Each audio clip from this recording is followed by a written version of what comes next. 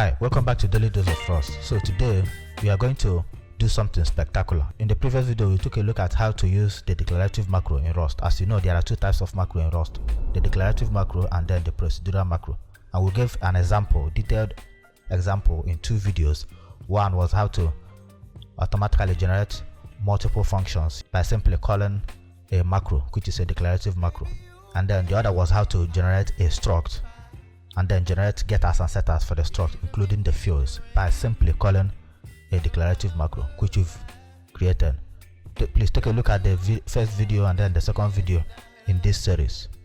Now in this video we're going to take a look at the other part of macros in Rust, which is the procedural macro, specifically the derived macro. There are three types of procedural macro in Rust.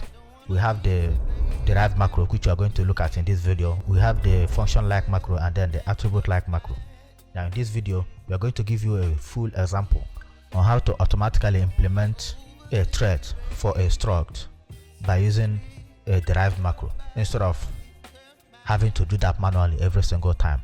And as a reminder, procedural macros do not accept a pattern and then generate a code just like declarative macro.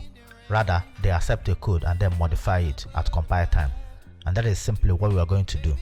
We are going to be able to do something like this, just like we do for the debug thread. If you want to implement the debug thread automatically for a type, a struct or an enum, you simply do it this way.